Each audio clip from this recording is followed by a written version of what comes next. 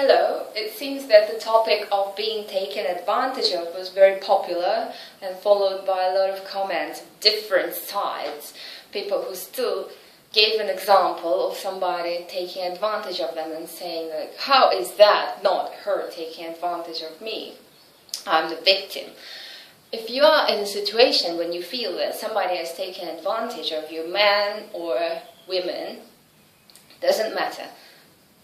Think about it. It's a situation that you led yourself into. You've placed yourself into a situation by not being smart enough to be able to analyze the other person's side and point of view. Because you're coming from your culture and your morals and your upbringing. When your mommy and daddy told you that lying is bad and you shouldn't take other people's things, and if you promised them something, you should do it. But maybe their mommy and daddy didn't tell them that. And if you are in a situation, you've caused this situation. It's very rare that we're walking on the street doing nothing, suspecting nothing, and somebody runs past us and grabs us, snatches our bag. In that case, it's probably understandable, but that is a rare case. Usually, it's you come in contact with somebody and you assume that they are honest and noble and have high moral values, just like you do, and that their word is indeed something that you could take for granted and trust. But maybe it's not. Maybe it's time to see and think about other people's point of view. There's enough on the taken advantage of, but I really don't understand when people say somebody took advantage of me, especially if it's another adult or a woman on the internet. You led herself to you. Is she taking advantage of your weaknesses? Then maybe it's time to work on your weaknesses so that they're your strengths rather than your weaknesses, and you can control your weaknesses so that she doesn't take advantage of you the next time. And if you know it's your weakness, why do you keep it as your weakness if it doesn't bring you anything good in life? And emails from you saying that some of what I say clashes with your religion. Please, it shouldn't. Really, this is just what your queen thinks. This is what Lena thinks. I in no way tell you what to think or assume that this is the truth, because there are so many truths. There is your truth, his truth, her truth, and my truth, and so many different truths. And we all believe one day or another that, oh, this must be right. Then the next day or next month or next year we might change our opinion, we might not. But it's always interesting and challenging to hear what other people have to say and what they think. So it might clash with your religion, doesn't mean that we shouldn't be communicating, or I will not punish you for not accepting my idea and not relating to my idea, and not being able to say that, yes, I totally agree. You don't need to agree, just accept it as an idea. Like you watch a movie, you don't reject the idea that people will be able to fly, say in 100 years. You just think, oh, that's an interesting idea, that's a movie, right? Just watch it like a movie. It might give you some thoughts. It might add to your current belief. It might even change your current belief. But I'm no way trying to change your current belief by force, because it would be so boring if everybody believed the same thing. And I like you because you have your own opinion and your own brain and your own soul and your own religion. That's why this exchange makes us grow, because we gain from each other, we challenge each other. There's a foot at the back. And yesterday's exercise with the body parts, and that you should pick a body part, was an exercise In no way I'm cutting off my finger and sending it to you, or this is you now and I am your soul. It's not that serious at all. It is an exercise to make you feel like part of one, because it is one of the theory. And why is it the theory? Because that is something that helps me in life, and I would like to share it with you. Now, how does it help me in life? You see, this is you, a thumb. And this is your family, your mother, your sister, your daughter, and your wife. And you all care about them, you know. When you give something to your mother, you don't feel like, okay, well, I'm going to buy her this gift. It costs about $40. I really hope I get something back about the same value. Or I'm going to do this for her, and I hope she does something for me as well. And I did something for her twice already, but she didn't do anything. Whoa, that's so unfair.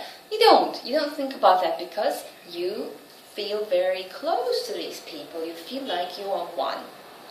But when you look at your neighbors or people who live on the other side of the planet, well, they look a little different and they talk a little different, and they're so far away that you feel really disconnected and fail to see that you're part of one. So if you do realize that, okay, well, this is my sister and this is my daughter, but hey, this is my sister and this is my mother and my daughter also, but on a different level, why should I treat them differently? And when I give to my family, I don't think about okay, now this column of what I get, and this is the column of what I give. It's not like that. You give and they are happy. I really see how she likes my gift, or she likes what I did for her, she likes the compliment I gave her, and that makes her shine, that pleasure. Yet it doesn't really happen when you interact with the other people, whatever in the one big one they might be from. And I'm somewhere, I might be the toe, I might be the butt of the big, or the soul of the big one. Yet you don't see this connection, which is obvious. And thumbs, us, we're not meant to see. Our eyes are not big enough to see this whole connection. We only see as far as the index finger and the little finger. And that is not enough.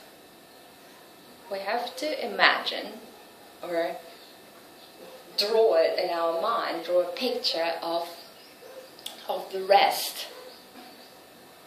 And when you start to feel more connected to the other bits, the other people, you will find out that it's a lot easier to give love and not expect anything back. And there's so much coming in that you would be surprised. Where is it all coming? Why are these people smiling at me? Why are these people giving something to me?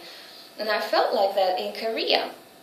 A very interesting country, because it's isolated and they're not really mixed with other nations, say as much as Thailand. But anyway, in Korea, when you meet somebody, say at the market, who is the same age as your mother or your father, you wouldn't say like, hello miss, hello Mrs. something something, you'd say hello mother, although you're not related to them and you meet them for the first time, because they're about the same age as your mother. And also somebody who would be your brother's age and sister's age, you'd call your brother and sister. And then it brings us a lot closer, doesn't it? When you use the same word for your real birth mother and a lady at the market who's about the same age as your mother. When you call her mother, something strikes in you that provokes this feeling of closeness and care. And while living in Korea, this is, I think, the most important lesson that I learned, that we are no different, and that we share the same blood with this person does not mean that we don't share the blood. You see, say if I'm a group O blood type, and I could give blood to that person if they needed it, if they had an accident, and their blood would circulate in them, no problem. It means we are one. And also the feelings, think about the human feelings, feelings of jealousy, feelings of happiness and feelings of excitement and sadness. If we see the same things, they are so much the same. We experience the same emotions, we have the same blood in our veins, we can donate blood, and it still makes us, it works. We even donate organs that live in other people. So who says that we're not one? Maybe we are. Just like cells in the body. To simplify it, I call it body parts, but really it could be cells. And how are cells connected? I don't know. And number 153, of course, everything needs to be proven by science. But why? Why not choose this way of believing something without the proof of science? Why? Why believe something that isn't proved, that isn't there in your textbook, that doesn't have a clear illustration that indeed this is true, proven by physics or quantum physics, whatever? Because thinking that the lady outside who just fell on the motorbike, who's the same age as my mother, if she is my mother, and the feeling is, oh, this is person connected to me, this is one, this is my larger family, I really feel like I care and I want to help her so much. And this is an extreme case. Of course, you would help somebody who fell over on a motorbike, but say if it's a little different, you go to the supermarket and there's something on sale and it's the last thing left, and you go and try and grab it, and there's this lady trying to grab it at the same time, a lady who's just your sister's age, and you go, snatch, I got it, sorry, and it's yours. But if you just give it up for another person and be happy for them, I'm sure that it will stay with them and will bring them much more joy than that object would have brought you. And also you can feel their joy for you making this gesture. Please take this, and not being greedy all to myself, because this is for my family and I'm going to take it back to my sister because she wanted this. And it's the last one, so of course everything should be brought into the family, because that's our group, that's our thumb, index finger and little finger. And all of you are, I don't know, I don't care, because we don't come in contact, I never see you. Separate, the feeling of separatedness, the feeling of being separated from other people makes us very not loving, and in most people the little love generator is just working to its probably 5% of its potential, when you can be giving so much love to everybody on the street, in the office, and everywhere else around you, and keep giving and giving, and it's going to wake up their love generators as well. When somebody does something nice for you, you want to do something nice to somebody else. That's when I said, when you give to one, don't expect back from that one. That one will, in their turn, give something to another. And it goes around, it comes back to you, eventually. But don't expect it. Because expectations is like, well, I have given this, and this, and I've given to that charity, because I know that's a good thing to do. But, okay, now do you expect something else? Do you expect God to bring something else into your life, like health and prosperity and whatever else you might wish for?